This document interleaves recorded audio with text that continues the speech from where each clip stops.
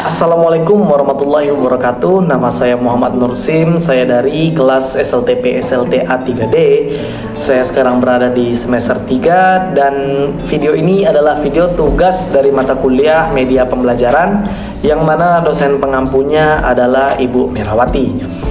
Dan pada video kali ini saya ingin sedikit membagikan kepada teman-teman cara-cara untuk membuat PPT atau PowerPoint text yang mana sering kita gunakan ketika kita ingin melakukan presentasi. Seperti yang teman-teman ketahui bahwasannya PPT atau PowerPoint text adalah suatu media pembelajaran yang bisa kita gunakan untuk menjelaskan materi kita kepada peserta didik agar mereka bisa lebih paham dan lebih cepat tanggap terhadap materi yang akan kita sampaikan. Ada banyak langkah-langkah untuk membuat PPT ini, dan langkah pertamanya adalah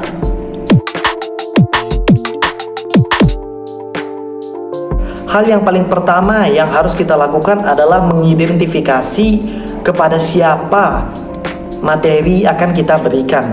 Apabila materi yang kita berikan kepada anak-anak, maka jauh lebih baik presentasi yang kita berikan itu adalah presentasi yang ceria dengan banyak tokoh-tokoh kartun ataupun hal lain sebagainya. Dan apabila kepada orang dewasa, maka lebih baik kita tunjukkan hal-hal yang lebih mendukung daripada materi kita seperti diagram, charts, atau lain-lain sebagainya. Jadi kali ini kita ambil saja contoh, kita akan memberikan materi kepada siswa yang berada di bangku SMP atau SMA. Setelah mengetahui siapa target audiens kita, maka kita lanjut kepada langkah kedua, yakni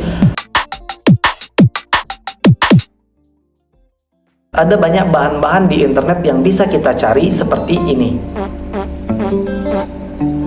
Di situs-situs ini menyediakan banyak PPT yang gratis. Jadi kita langsung saja coba sekarang. Baiklah teman-teman, di sini kita sudah berada di Google. Ya, di sini kita langsung saja untuk mencari template atau bahan-bahan untuk video presentasi kita, untuk PPT kita, yang mana kita akan menggunakan salah satu dari link yang sudah saya berikan.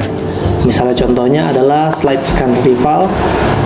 Di sini kita ambil aja yang paling atas ya guys ya.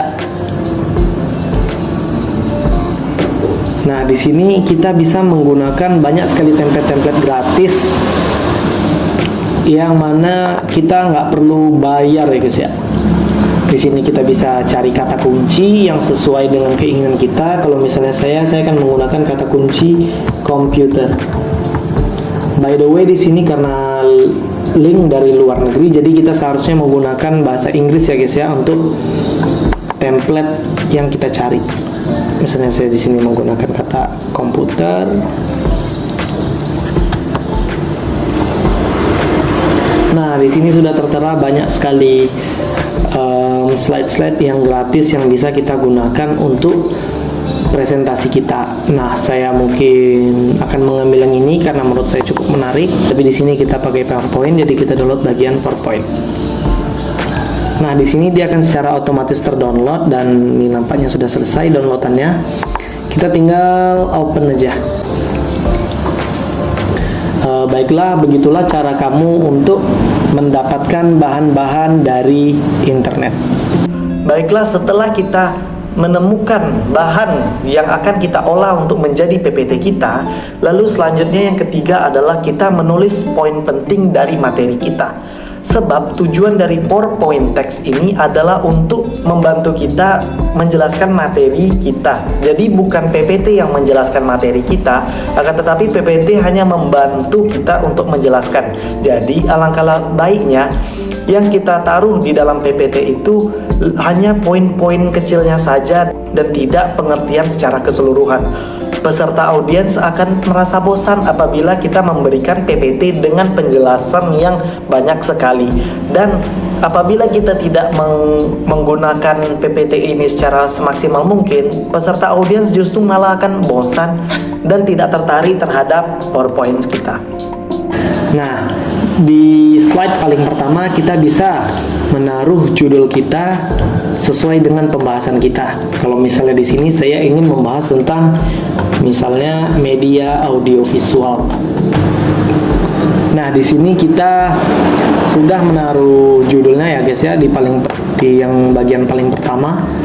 Lalu kalau di sini kita melihat ada slide-slide yang tidak sesuai dengan harapan kita, kita nggak perlu terpaku guys. Kita bisa langsung hapus saja. Nggak usah takut karena di sini banyak sekali slide-slide-nya yang bisa menjadi pilihan kita. Kita tinggal pilih aja yang mana yang ingin kita gunakan. Nah, di sini adalah karena dijelaskan sama dia di sini untuk judul atau subjudulnya. Jadi kita bisa ubah aja sesuai selera kita guys. Misalnya saya nggak suka ada nomor 1 di bagian paling atas, jadi saya akan hapus nomor 1-nya. Lalu saya akan sisakan ini transition headline. Lalu kita bikin subjudulnya yakni pengertian audio visual. Nah, di bagian kecil ini ada penjelasannya lagi. Ya, kita bisa taruh di sini. Misalnya visual. Oke. Baiklah, di sini dia sudah cantik. Kita bisa agak ke ataskan lagi ya, untuk menyesuaikan aja. Nah, misalnya saya nggak suka dengan ini, kita bisa ubah menjadi lowercase semua. Nah begini menurut saya sudah cocok ya guys ya. Sekarang selanjutnya kita akan lanjut ke slide berikutnya. Nah, di slide ini biasanya mengandung kata-kata dari seorang ahli gitu untuk mendukung atas pengertian yang akan kita berikan kepada audiens. Nah, misalnya di sini saya akan taruh pengertian media menurut Jeffrey Nugra Wijayati, yang mana dia menyebutkan. Baik, di sini saya sudah memiliki pengertiannya ya menurut dari Nugra. Di sini kita bisa juga taruh nama orang yang berpendapatnya, misalnya Jeffrey Nugra Wijayati. Nah, di sini kita bisa taruh juga biar lebih bagus, kita taruh di bawah saja. Nah, seperti ini teman-teman. Lanjut ke slide berikutnya. Nah, di sini kita memiliki list dan nampaknya suatu kesimpulan. Nah, di sini kita bisa bikin arti audiovisual. Nah, di sini kelebihan dari PowerPoint ini adalah yang mana isinya itu kebanyakan bukan paragraf atau penjelasan mengenai suatu bahasan, akan tetapi lebih ke poin-poinnya. Nah, tugas kita lah sebagai presentator yang akan menjelaskan poin-poin yang ada. Jadi di sini saya ingin taruh sedikit saja tentang media audiovisual. Yang pertama, misalnya pengertian dari media, ya simpel saja kita taruh di sini. Nah, simpel sekali, nanti tinggal kita yang menjelaskan di depan kelas. Selanjutnya kita artikan audio itu berarti sesuatu yang dapat didengar. Lalu selanjutnya kita bisa taruh di sini arti dari visual. Nah, di bagian akhir kita bisa taruh kesimpulan dari pengertian kita. Perjelas maknanya adalah media audiovisual adalah media pembelajaran yang bisa didengar dan bisa dilihat. Simple sekali.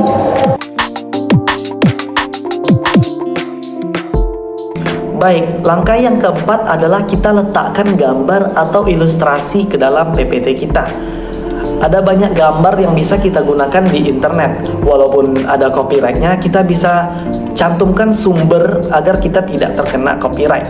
Yang mana gambar dan ilustrasi ini justru membantu sekali kepada peserta didik untuk memahami materi yang kita sampaikan, karena orang lebih mudah fokus terhadap gambar daripada terhadap teks.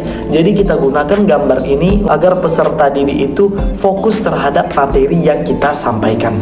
Misalnya saya nggak ingin backgroundnya ini warna biru, jadi kita bisa ubah saja, klik di sini, kita bikin format background, kita klik picture, lalu kita pilih file. Nah, di sini kebetulan saya sudah memiliki gambarnya. Lalu kita tinggal pilih gambar yang kita inginkan. Misalnya saya ingin gambar yang memperjelas nih, media audio visual. Nah, di sini kita sudah mendapatkan apa yang kita inginkan. Nah, ini bisa kita geser saja. Selanjutnya yang terakhir, apabila semua presentasinya sudah selesai kita buat, maka hal terakhir yang kita harus lakukan adalah menjelaskan di depan kelas tentang presentasi kita yang sudah kita bikin barusan. Ada banyak sekali orang yang hanya menggunakan presentasi ini sebagai bahan bacaan dan tidak menjelaskannya secara jelas dan terperinci. Karena itulah, presentasi menggunakan PPT ini bisa menjadi pedang bermata dua. Apabila kita menggunakannya dengan baik dan kita menjelaskannya dengan bijak, maka penonton akan menjadi lebih terfokus kepada materi kita. Sebaliknya, apabila kita membuat PPT yang membosankan, justru peserta didik akan merasa bosan dan tidak fokus terhadap materi yang kita sampaikan. Baiklah, sekian dari saya. Apabila ada kesalahan, saya mohon maaf. Saya akhiri. Assalamualaikum warahmatullahi wabarakatuh.